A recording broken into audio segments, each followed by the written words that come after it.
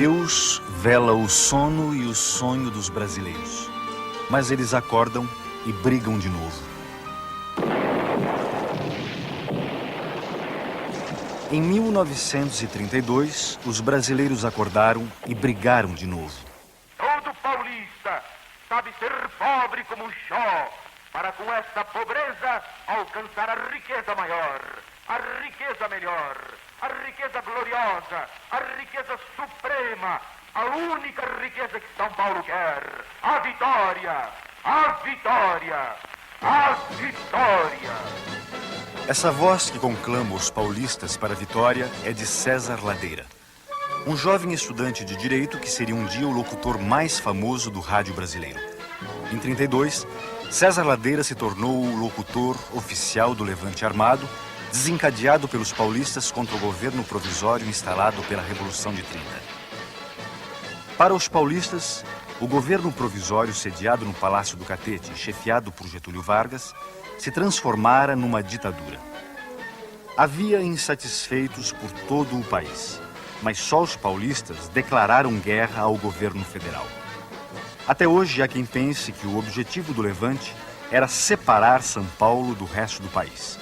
Mas os paulistas diziam que a sua luta era pela democratização do país e por uma nova Constituição. Na Guerra Civil de 32 morreram mais de 800 homens, número maior do que o dos brasileiros mortos na Segunda Guerra Mundial. As maiores baixas foram entre os paulistas, mais de 600 mortos. Foi uma luta desigual. São Paulo tinha 35 mil soldados. As forças do governo provisório eram 3 vezes mais numerosas e mais bem equipadas. Apesar do apoio maciço da população e do alistamento espontâneo de mais de 45 mil civis, depois de quase 3 meses de combates, os paulistas foram derrotados. Mas muita gente ainda acredita que eles poderiam ter vencido se as tropas de Mato Grosso tivessem se unido em massas de São Paulo e se gaúchos e mineiros tivessem aderido ao Levante. A Revolução de 32 incomoda muito por causa da reivindicação constitucionalista. E como nós vivemos numa sociedade extremamente autoritária, ainda hoje esse requisito do constitucionalismo a quente é algo que incomoda a opinião dominante na política. Tanto em qualquer espectro, do centro-esquerda ou da esquerda, a esquerda devia fazer as pazes com a Revolução de 32.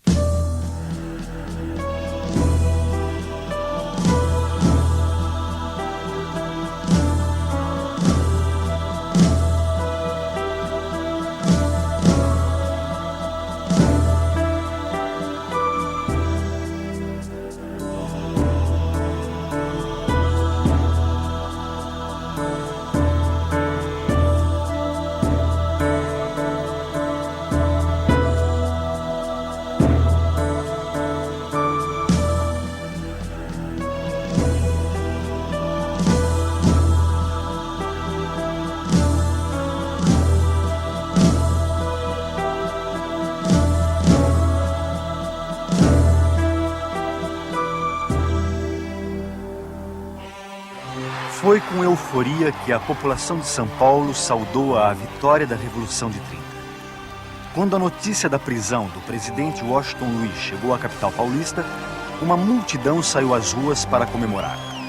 Em meio aos festejos, a delegacia do Cambuci foi atacada e depredada para vingar os presos torturados. A placa de identificação da delegacia foi arrancada e levada pelas ruas da cidade como um troféu da vitória. Nestas imagens, o general Miguel Costa é carregado em triunfo pelas ruas de São Paulo. Derrotado no movimento militar de 1924, Miguel Costa percorreu o país à frente da coluna que levava o seu nome e o de Luiz Carlos Prestes. Após viver no exílio em Buenos Aires, Miguel Costa aderiu à Aliança Liberal e voltou a São Paulo em 1930 como um herói vitorioso. Quando o trem da vitória, trazendo Getúlio Vargas do Sul, passou por São Paulo, foi feita a foto oficial do alto comando militar e político da Revolução de 30. Ao lado de Miguel Costa, posaram para a história o tenente-coronel Góes Monteiro e Getúlio Vargas. Na verdade, havia mais alguém sentado ao lado de Getúlio Vargas. Era Francisco Morato, presidente do Partido Democrático, que fora ao encontro de Getúlio Vargas na expectativa de ser confirmado como interventor do governo provisório em São Paulo.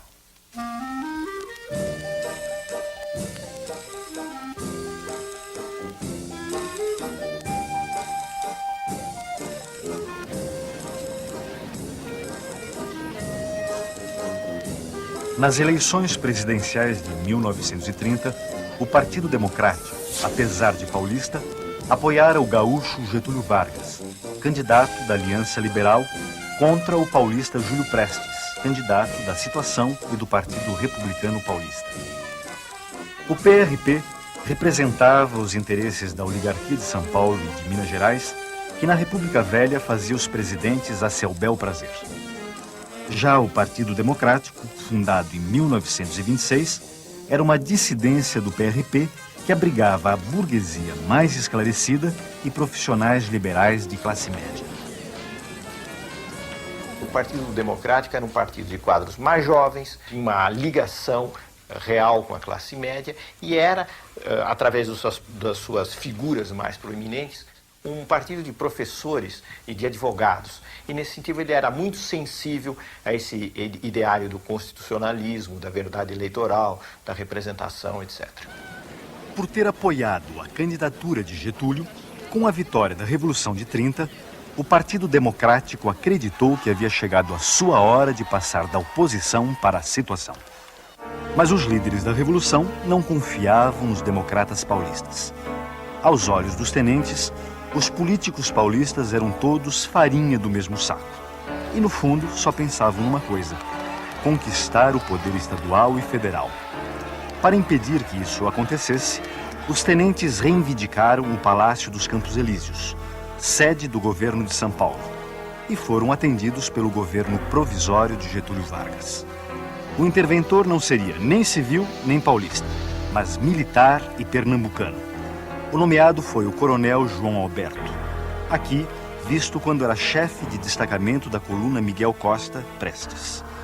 O comando da Força Pública de São Paulo foi entregue a Miguel Costa, que contava ainda com a sustentação política de uma força paramilitar, a Legião Revolucionária. Para os tenentes, democracia era democracia social. Era dar poder a novos grupos, era revitalizar, digamos assim, classes e grupos sociais que jamais tinham tido voz, para justamente neutralizar essas velhas oligarquias. Portanto, democracia tinha que ser alguma coisa anti-oligárquica. Para os grupos paulistas, democracia era democracia formal, era democracia jurídica, e não tinha nada a ver com a democracia social. João Alberto governou apenas 40 dias. Nesse período, tomou medidas que deixaram as classes dirigentes assustadas. Aumentou os salários em 5%. Estabeleceu a garantia de um mínimo de 40 horas semanais de trabalho e permitiu que se instalasse em São Paulo uma seção do Partido Comunista. O que mais se ouvia nos corredores da Federação das Indústrias de São Paulo era que os tenentes haviam trocado seu antigo ideário liberal por um programa de reformas sociais de cunho socializante. Além do receio de que o comunismo rondava o país, o empresariado paulista sofria os efeitos mais duros da depressão econômica internacional. Entre 1928 e 1930, as exportações brasileiras haviam caído de 96 milhões para 65 milhões de libras. Quando Vargas tomou posse, 30 milhões de sacas de café, sem compradores, ameaçavam apodrecer nos armazéns. Como a Revolução pretendia limitar o poder dos barões do café, mas não a pujança do nosso principal produto de exportação, um paulista foi nomeado para o Ministério da Fazenda e outro para a presidência do Banco do Brasil. Por algum tempo, os preços do café foram sustentados artificialmente pelo governo provisório, e não apenas através de subsídios. Para diminuir o estoque, o governo ordenou a queima de toneladas de café. Nem assim os preços subiram. A temperatura política, no entanto, continuou a subir.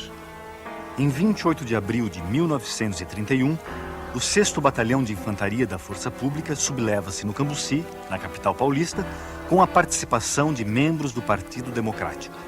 Não dá em nada, mas é o primeiro sinal de que os paulistas estavam dispostos a tudo para se livrar da tutela dos tenentes. Ficou muito claro que os tenentes não iam ser derrotados sem luta. Então foi essa ideia de que estavam esgotadas as possibilidades, não é, de uma negociação que levasse efetivamente à constitucionalização rápida do país e à autonomia de São Paulo que precipitaram a crise. O que é que desperta fundamentalmente essa massa de classe média, sobretudo, que vai para a rua em 1932? É a ideia de que São Paulo foi prejudicado, que São Paulo foi ferido, que São Paulo carrega os demais estados da federação, que são 20 vagões vazios, que o São Paulo foi ocupado por um tenentinho qualquer, que era o tenente João Alberto. Tudo isso é que explica essa galvanização, essa sensação de profunda injustiça e profundo dever em nome do Brasil até que percorre a população de São Paulo. Sem esse sentimento, sem esse tipo de valor, não se explica a mobilização. Embora gaúchos e mineiros também estivessem decepcionados com os rumos da Revolução de 30, foram os paulistas que mais se agitaram contra o governo provisório. Nenhum dos 3 sucessores de João Alberto conseguiu esquentar a cadeira de interventor. Contra a vontade de João Alberto e Miguel Costa, Getúlio escolheu para interventor o civil e paulista Laudo de Camargo. Sem contar com o apoio dos políticos paulistas, Laudo de Camargo renuncia ao cargo 3 meses depois.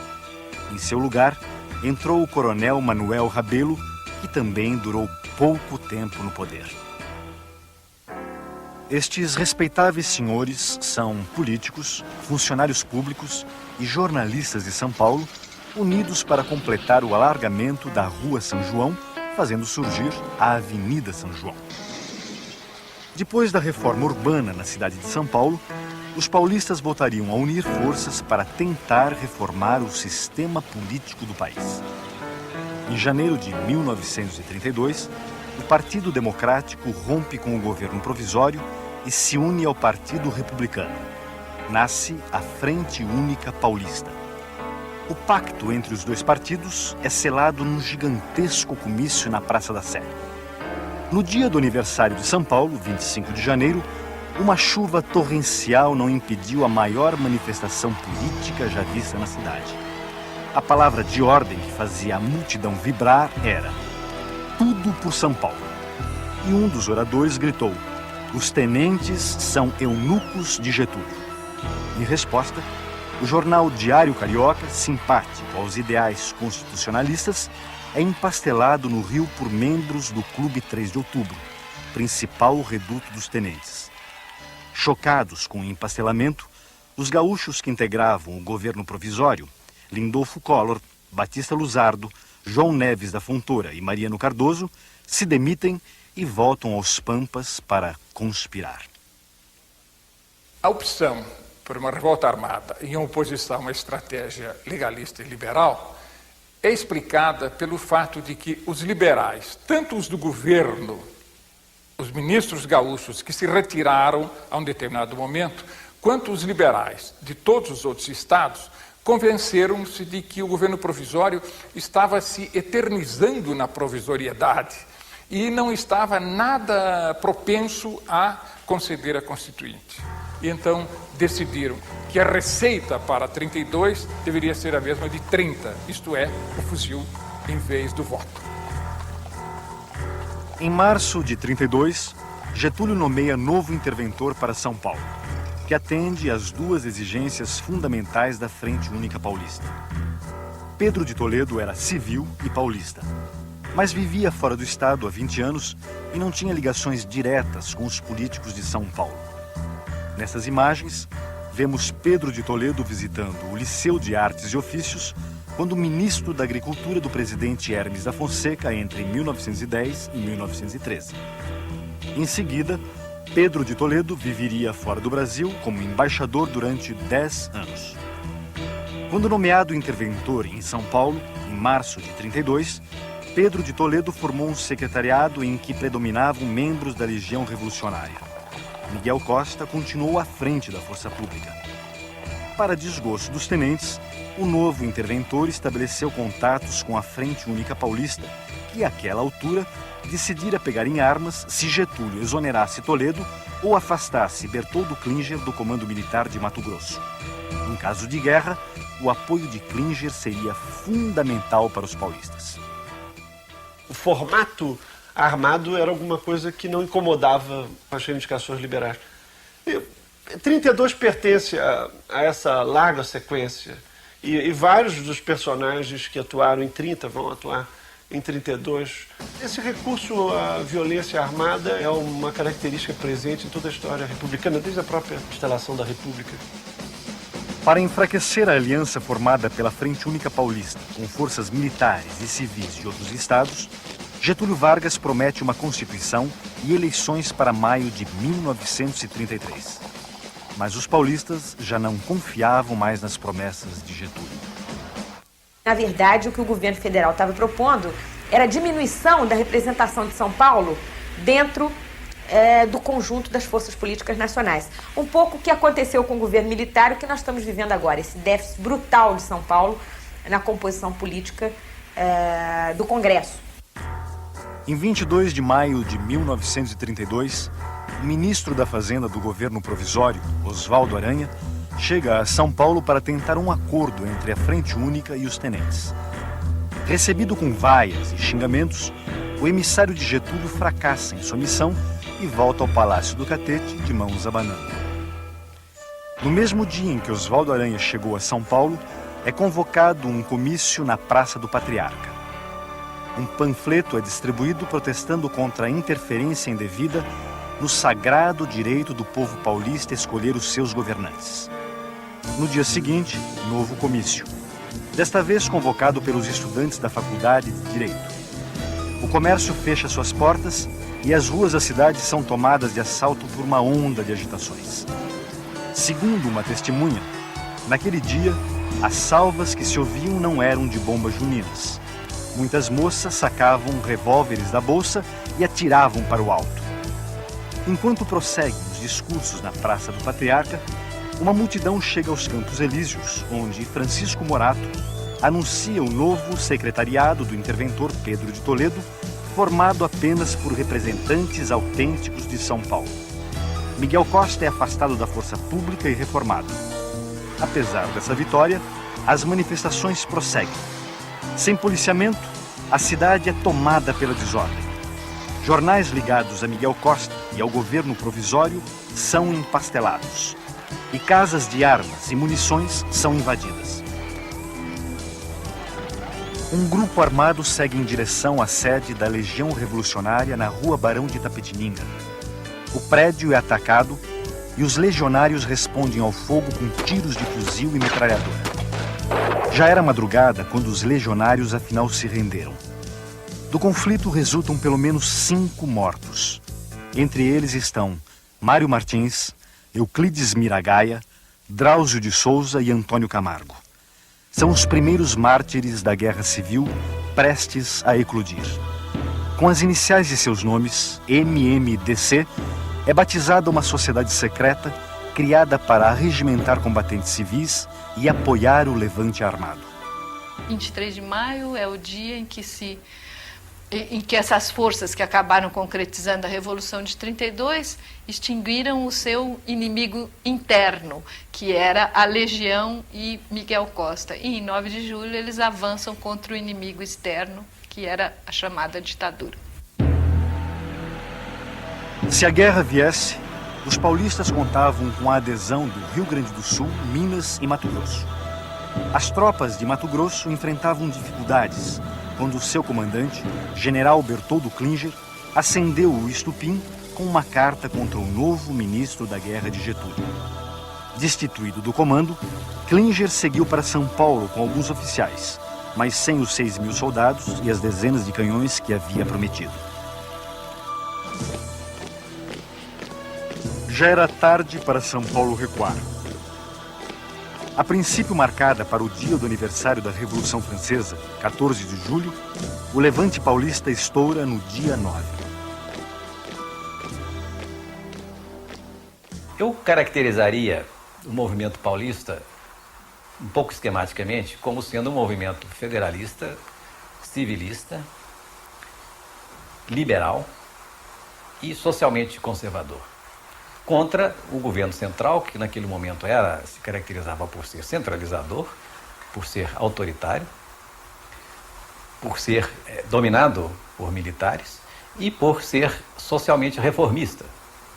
Eu creio que assustava um pouco, não só as elites paulistas, mas as elites de todos os estados, o lado reformista do tenentismo. Até quando ia ao cinema, em julho de 32, o paulistano respirava um clima de insegurança e terror.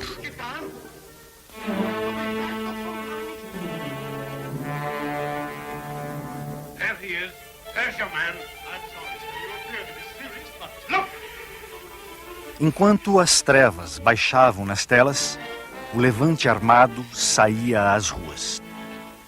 No dia 10 de julho, a cidade de São Paulo amanheceu ocupada por tropas militares, comandadas pelo coronel Euclides Figueiredo. Sem um único tiro, as centrais telefônicas são tomadas por estudantes do MMDC. Outros revoltosos ocupam as emissoras de rádio e as estações telegráficas. O general Miguel Costa é preso em sua casa, de onde não seria libertado até o fim da Guerra Civil. O MMDC instala seu comando na Faculdade de Direito do Largo de São Francisco, para onde se dirigem os voluntários alistados.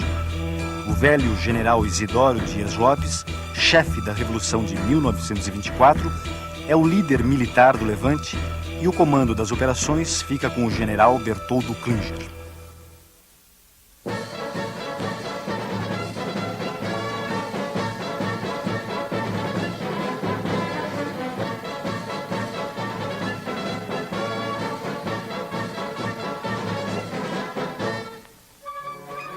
Inteirado do levante, Getúlio telefona para o interventor Pedro de Toledo.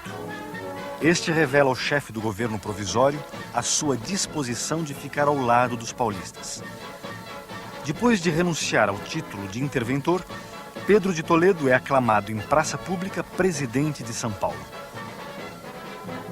Face à adesão de Pedro de Toledo aos paulistas, Getúlio teria dito: "Eu ressuscitei essa múmia para isto." Foi o que São Paulo fez, consciente de suas responsabilidades na ação e no pensamento brasileiro, não para separar-se, e sim para reavivar todo o organismo nacional. Obra paulista, certamente, mas profundamente brasileira. Mais do que nunca, tem São Paulo os olhos fixos na grandeza do Brasil. O movimento em marcha é constitucionalista, busca o império da lei, procura a ordem jurídica, única garantia dos interesses sociais e individuais. Quanto à participação de separatistas no movimento 32, houve, mas foi pequeniníssima. Eu diria que os separatistas não formariam um grupo de combate que é de 13 elementos. Foi mínima. Os outros estados do Brasil, que ficaram contra a Revolução de São Paulo, exageraram um pouco esse separatismo. Apresentaram São Paulo, a União, aos outros estados como se fosse um mau irmão, como um irmão que se queria separar. Não é verdade. O movimento de São Paulo não foi um movimento separatista, de maneira nenhuma. Pelo contrário, era um movimento dirigido por homens que tinham um grande sentimento do que se chamava antigamente civismo. A ideia do separatismo foi utilizada pelo governo provisório, pelo governo de Getúlio, para apresentar a Revolução de 1932 como uma revolução antipatriótica, de um grupo de gente que queria voltar ao passado e, pior do que isso, queria desmembrar o país.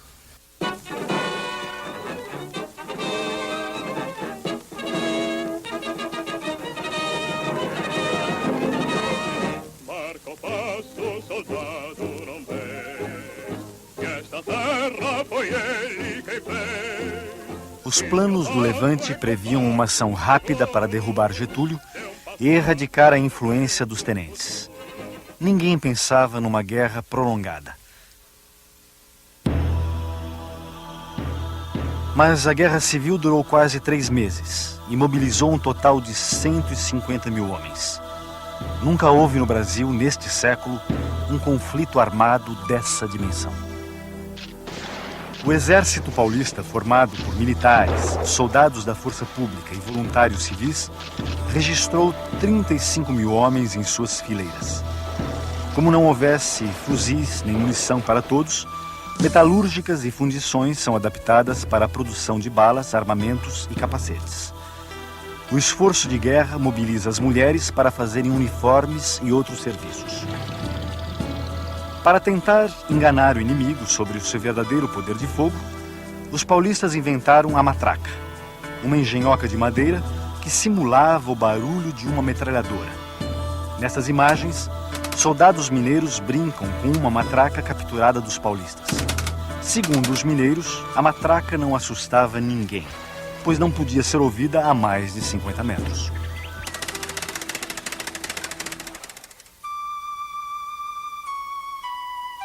Além de mal armados, muitos batalhões do exército paulista não tiveram um treinamento militar suficiente. Estas fotografias são do batalhão 14 de julho, no momento em que embarcava para a frente de guerra. Aqui, o mesmo batalhão, antes de entrar em combate pela primeira vez na frente sul, perto da fronteira com o Paraná.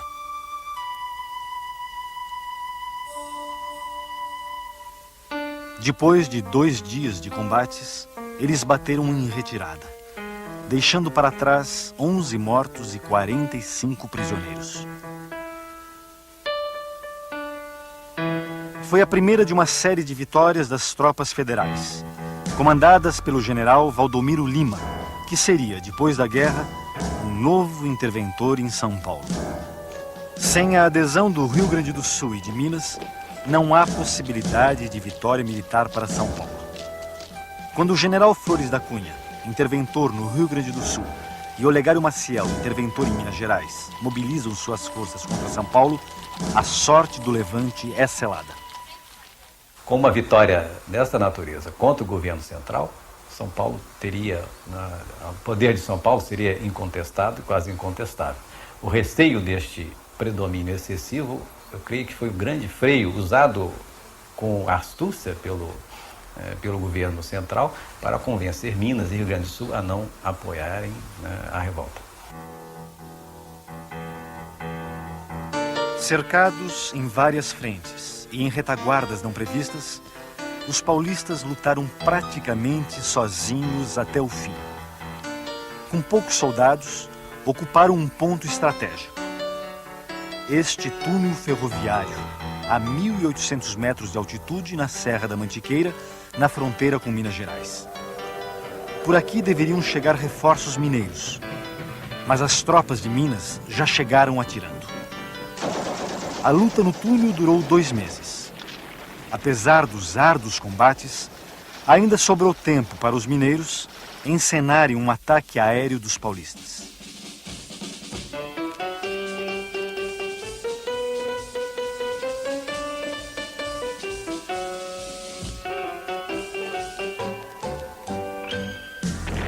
No final, as baixas chegaram a mais de 1.000 homens entre mortos e feridos.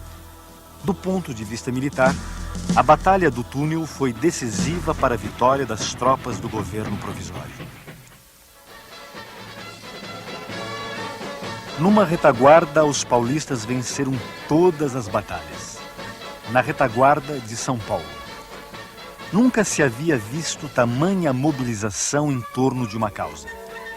Além dos milhares de voluntários civis, para fazer frente aos gastos com a guerra, quem podia não se recusou a doar um pouco de ouro para o bem de São Paulo. Neste caso, nós tivemos uma explosão geral das classes dominadas sob a liderança das classes dominantes. E a Revolução de 32, a meu ver, marca o último momento em que as classes dominantes conseguiram incorporar as classes dominadas ao seu projeto político, como se o povo fosse um só bloco. A estratégia militar, uma prolongada guerra de trincheira e alguns armamentos usados fizeram a Guerra Civil de 32 parecer uma reedição da Primeira Guerra Mundial. Mas seu índice de modernidade pode ser atestado através do papel decisivo que nela tiveram o rádio, a aviação, a indústria gráfica e a fotografia. Impossível dissociar a Guerra de 32 da nascente cultura de massa no Brasil. Sua memória está hoje guardada em centenas de fotos, cartões postais, cartazes e panfletos. E também nos vários hinos marciais, especialmente compostos para encher os paulistas de brios. Marca o passo, soldado não vê, que esta terra foi ele quem fez. E teu passo é compasso seguro, de um passado, um presente, um futuro. É soldado, que grande tu és, tua terra... Eu creio realmente que a ideia da Constituição era uma ideia muito abstrata, mas a ideia da autonomia e o sentimento regionalista não eram nada abstratos. Os medos do comunismo também não eram nada abstrato. O grande tribuno da Revolução, o Ibrahim Nobre, apresentou 32 como a luta de Jesus contra Lenin. Esse foi um dos grandes elementos da manipulação. Assim que tomou conhecimento do bombardeio das cidades paulistas pelos aviões do governo provisório, Santos Dumont encaminhou à imprensa o seu protesto. Amargurado com a utilização do seu invento como arma de guerra, o pai da aviação se suicidou no Guarujá, no dia 23 de julho. Nem todos acreditam que o suicídio tenha relação com a Guerra Civil de 32. De todo modo, sua morte em nada alterou o ritmo da guerra. Depois de um batalhar sem tréguas, em que foram atiradas contra nós as forças armadas de todo o país, teve a ditadura de se convencer de que elas não bastavam para nos abater e humilhar. Improvisamos rapidamente todos os nossos meios de defesa e resistimos ao monstro, apoiados nas colunas de aço da opinião pública, impossível ser vencida pelo canhão ou pela espada. Apesar do otimismo dos discursos, desde cedo ficou claro que as tropas de São Paulo não poderiam conter o avanço das forças do governo provisório. No dia 12 de agosto, o comandante das forças militares de São Paulo, Bertoldo Klinger, daria o primeiro passo com vistas a um armistício. Mas as condições humilhantes impostas por Getúlio fazem o general desistir da proposta. A guerra prossegue por mais de um mês. Até que, a 29 de setembro, Bertoldo Klinger tenta novamente um armistício honroso. Tudo indica que desta vez será diferente. Mas não foi. O protocolo de exigências entregue pelo general Góes Monteiro é considerado desonroso e os planos de paz voltam à estaca zero. Por algum tempo, os soldados mineiros continuaram podendo fazer pequenas encenações para a câmera.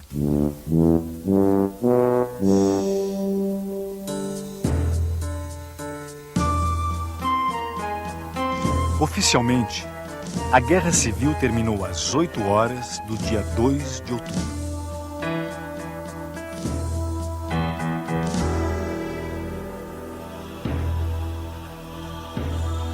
Às 3h30 da tarde, os oficiais da Força Pública de São Paulo comunicaram a Pedro de Toledo, no Palácio Campos Elíseos, a deposição do governo paulista. Meia hora depois, emissoras de rádio transmitiam a seguinte mensagem assinada por Góes Monteiro: pode São Paulo estar certo de que o governo não o tratará em desigualdade e inferioridade em relação aos outros estados. No final da tarde, Pedro de Toledo recomendou aos seus assessores: vamos para casa esperar a prisão. Enquanto os soldados de São Paulo são presos e muitos paulistas saem às ruas para protestar contra o armistício, na frente de guerra alguns combatentes se recusam a aceitar a derrota e batem em retirada para Mato Grosso, dispostos a resistir. Entre eles estava o coronel Euclides Figueiredo, que só foi preso 12 dias depois do final da guerra, com outros 9 combatentes. Paulo Duarte era um desses combatentes. Neste pequeno depoimento, ele faz um balanço sobre o movimento de 32. Toda a nossa luta, ela foi integralmente no sentido de repor os princípios de 1930. Quer dizer, a fraude eleitoral não podia se repetir mais. O peculato não podia se repetir mais. O chamado coronelismo estava acabado para nós. Certamente 32 não significa o retrocesso, porque 32 só significa o retrocesso se você acreditar piamente que 1930 significa o progresso. 1930 não significa só o progresso, significa também o prenúncio do autoritarismo de 37. O governo provisório alegou que a Revolução de 1932 foi um movimento antidemocrático e contra o progresso. Eu creio que isso é uma simplificação. Vistas as coisas de hoje, eu diria que do ponto de vista da ideologia liberal das classes dominantes foi um progresso.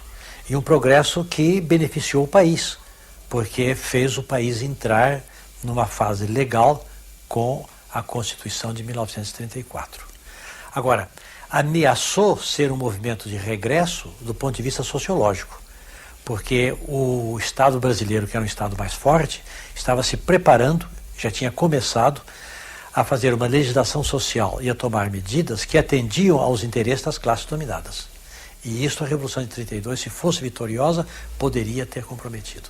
Do ponto de vista político, inegavelmente a Revolução de 1932 precisa ser tomada a sério, ou pelo menos até certo ponto a sério. Isto é, ela queria promover uma reconstitucionalização do país e isso, como nós sabemos hoje, é extremamente importante. Queria dar voz à população.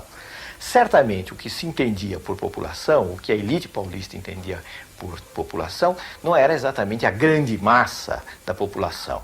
Então, há um corte democrático, liberal e elitista na Revolução de 1932. Mas não há dúvida nenhuma que nós oscilamos entre uma democracia representativa limitada e o populismo. As escolhas ficam aí abertas para quem quiser fazê-las.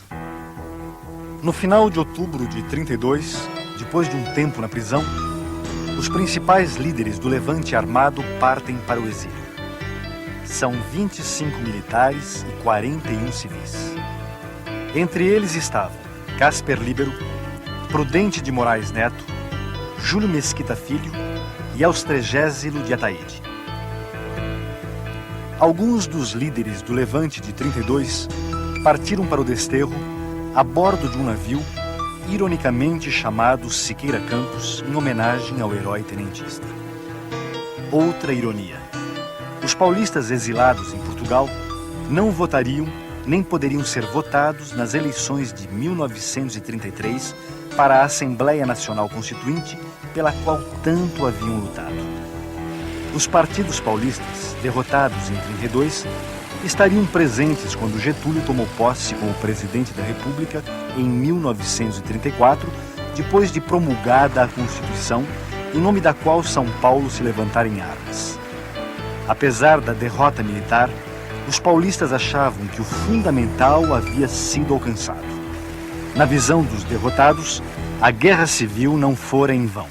Prometo manter e cumprir com lealdade a Constituição Federal, promover o bem geral do Brasil, observar as suas leis, sustentar-lhe a união, a integridade e a independência.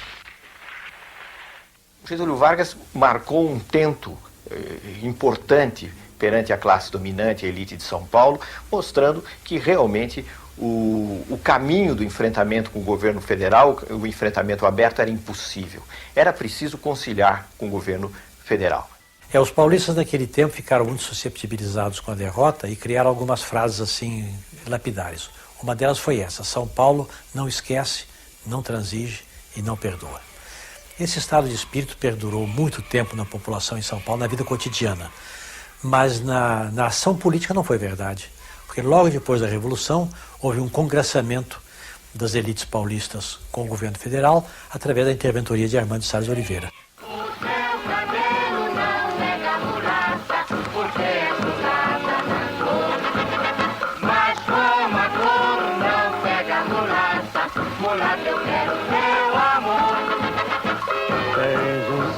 amor, vem do Brasil, tens alma cor de anil. Mulata, mulatinha, meu amor, fui nomeado teu tenente interventor. Essa referência aos tenentes interventores da Revolução de 30 foi feita no Carnaval de 1932 pela marchinha O Teu Cabelo Não Nega. No Carnaval de 33, foi a vez da Guerra Paulista ser lembrada nas ruas e nos salões. Meu bem, pra me livrar da matraca, da língua de uma sogra infernal, eu comprei um trem blindado pra poder sair no carnaval. O título dessa marchinha é Trem Blindado. Ela brinca com o trem inventado pelos paulistas para combater as forças do governo provisório na Guerra Civil de 32. O trem, composto de uma locomotiva e 2 vagões, era camuflado. Na frente, um canhão. Nos flancos, metralhadoras. No alto, 2 potentes holofotes. Fazia jus ao apelido Fantasma da Morte, mas não influiu no resultado da guerra. Depois do Carnaval, veio a Quaresma. E depois da Quaresma, as eleições de maio de 1933 para a Assembleia Nacional Constituinte. Novamente unidos, os partidos paulistas, derrotados em 32, compõem uma chapa única e elegem 17 dos 22 representantes de São Paulo. 3 meses depois, em agosto de 33, caía o último interventor verde-oliva. Num gesto surpreendente, Getúlio, já eleito presidente da República pelo voto indireto dos constituintes, nomeou Armando de Salles Oliveira para governar São Paulo e declarou publicamente: quero que compreendam a extensão e o significado deste ato, pois com este decreto entrego o governo de São Paulo aos revolucionários de 32. Armando Salles era o líder consensual da elite paulista. Depois de ser interventor nomeado, foi eleito pelo voto indireto governador de São Paulo em abril de 1935 e teve sua candidatura à presidência da República lançada em fevereiro de 1937.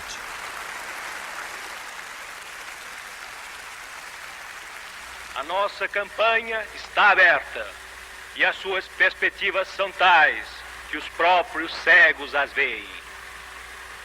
A bandeira que erguemos não é pequena, é uma só e está sustentada por brasileiros de todos os pontos do país.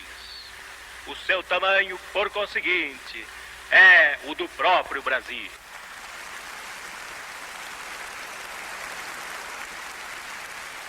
Essa bandeira jamais se depravaria, tingindo-se de uma só cor, no banho de fórmulas estrangeiras, que serão salvadoras em outras terras, mas que nós não aceitamos.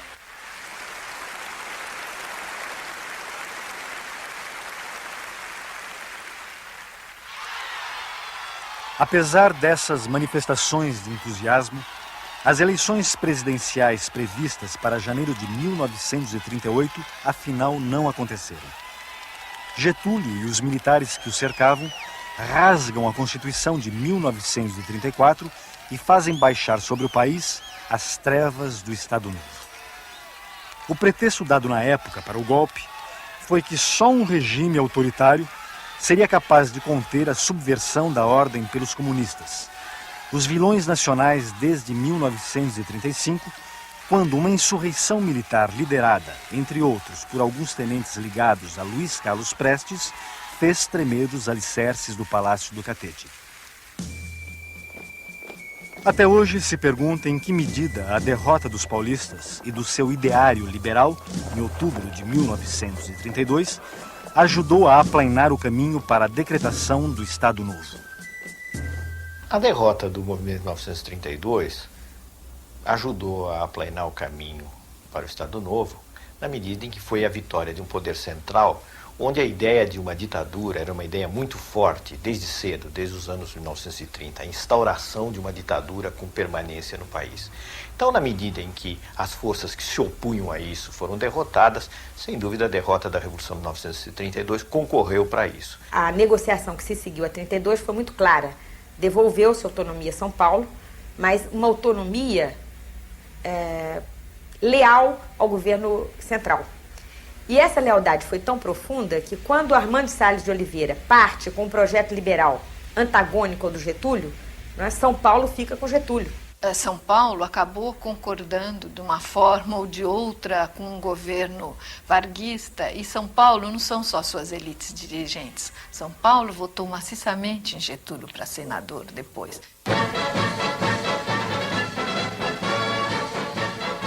A mocidade, que desde o primeiro instante da campanha, a ela se atirou de corpo e alma, obedeceu ao mandamento irresistível da sua dignidade e do seu civismo. Para satisfazê-lo integralmente, como exige a sua consciência, não julga distrita a luta pelas armas da cruzada que empreendeu. O combate prosseguirá, na paz como na guerra, para que a vontade popular faça valer para sempre a sua soberania, acima de todos os interesses e de todas as malquerenças de partidos, credos, classes de pessoas. Os paulistas perderam a Guerra Civil de 32. Mas a bandeira que levantaram não perderia a sua atualidade nas décadas seguintes. A luta pela Constituição e para assegurar o respeito aos direitos fundamentais da cidadania, a alternância do poder e o controle do Estado ainda não chegou ao fim. Mesmo que entre os paulistas de 32 se ocultassem raposas separatistas e democratas de fachada, ligados aos interesses de uma elite nada preocupada com a questão social, boa parte da população mobilizada para o Levante foi de fato movida por um sonho. O sonho de um Brasil novo. Para desgraça nossa, o que tivemos no final daquela década foi um Estado novo.